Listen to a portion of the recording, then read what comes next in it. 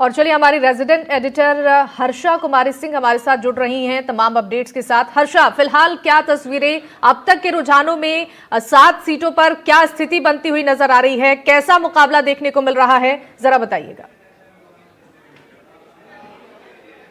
देखिए, ओवरऑल जो राजस्थान की पिक्चर है उसमें बहुत इंटरेस्टिंग है कि भारतीय आदिवासी पार्टी साउथ राजस्थान में बहुत अच्छा कर रही है और दूसरी ओर हम देख रहे हैं कि दौसा में जो कांग्रेस है वो काफी नेक एंड नेक टक्कर में है। लेकिन जो रियली एक टक्कर वाली सीट थी वो ये सीट है खीमसर, जहाँ पे मैं अभी हूँ। और ये जो सीट है, हम जो अभी ज्योति मिर्धा के घर पे है, आप देख सकते हैं कि कितने सारे लोग यहाँ पर इकट्ठा हो रहे हैं, क्योंकि कहीं ना कहीं ये चुनाव सिर्फ रेवत राम डागा का ही चुनाव नहीं था, ये चुनाव ज्योति मिर्धा का भी चुनाव था। और वो यहाँ पर उन्होंने एक तरह से वो चुनाव जो है उन्होंने एक तरह से एज अ प्रॉक्सी कैंडिडेट हम कह सकते हैं वो चुनाव लड़ा है। क्योंकि देखिए, जो नाथूराम जी की फैमिली है उसका बहुत बोलबाला है। ज्योति जी मेरे साथ जुड़ गई है। ज्योति जी, एक तरह से ये लोग ये भी कह रहे हैं कि ये जो चुनाव है ये कनिका बेनीवाल वर्सेस रेवत राम डागा नहीं है, ये चुनाव एक्चुअली ज्योति मिर्धा वर्सेस हनुमान बेनीवाल है। वो लोगों का मानना है, एक अदावत मानते हैं वो लंबे समय से परिवारों की, लेकिन ये मेरा मानना है कि हमारे कैंडिडेट की बहुत अच्छी गुडविल थी और विधानसभा चुनाव के बाद से वो एक्टिव रहे और बड़ा पॉजिटिव रहा और एक अच्छे टीम वर्क का नतीजा है कि आज हम जीत की ओर अग्रसर है। और मेरा ये मानना है कि बहुत अच्छी लीड के साथ मेरे वटांगा जी ये चुनाव जीतेंगे। ज्योति जी, अगर हम ये पूरा बेल्ट देखें, लोकसभा इलेक्शंस में अगर हम नागौर, चूरू, झुंझुनू वाला बेल्ट देखें तो वहां पर बीजेपी को सेटबैक्स मिले थे।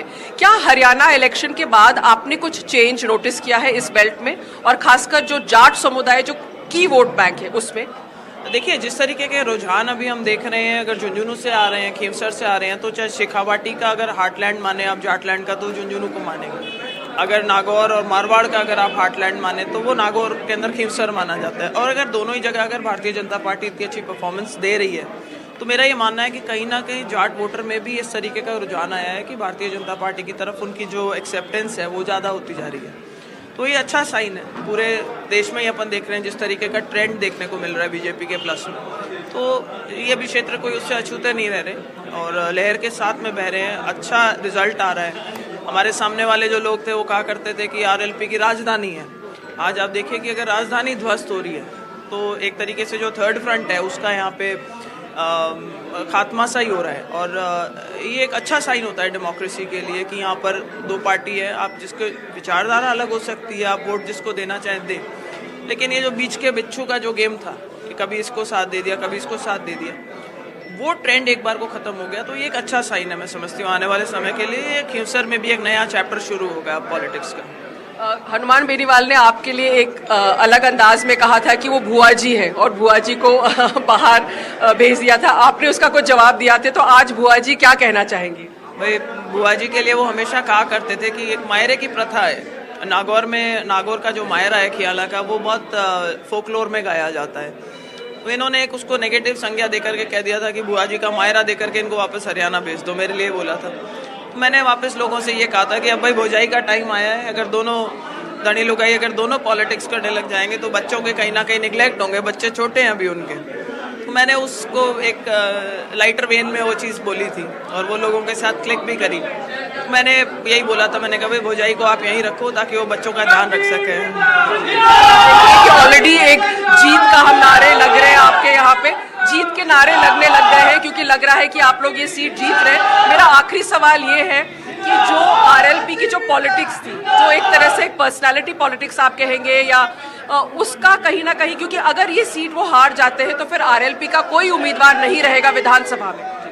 ये एक बड़ा आप देखिए एक बड़ा कदम है उसकी तरफ, जहाँ वो अपने आप को थर्ड फ्रंट बोलते थे कि किसी ने बनाने की कोशिश नहीं करी, यहाँ पे कोई थर्ड फ्रंट कभी नहीं बना, कोई लड़ा नहीं, मैंने आपको लड़ा। उन्होंने आइडेंटिफाई करवाना चाहा था इस बार इस इलेक्शन में कि इमोशनल कार्ड प्ले करके आरएलपी को जाटों के साथ में, आरएलपी को संघर्ष के साथ में कि अगर मैं हार गया तो आप लोग हार जाओगे, मैं हार गया तो किसान हार जाएगा, मैं हार गया तो जवान हार जाएगा। लोगों ने इस बार उस बरगलावे में नहीं आए, तो ये एक बहुत पॉजिटिव साइन मैं समझती हूँ कि बड़े मैच्योर तरीके से लोगों ने सोच समझ करके वोट दिया है इस बार चुनाव में। आपसे बात करने के लिए, तो जैसे ज्योति जी समझा रही थी और मैं कहूंगी अपने कैमरामैन को कि थोड़ा उधर भी दिखाएं, जैसे ज्योति जी समझा रही थी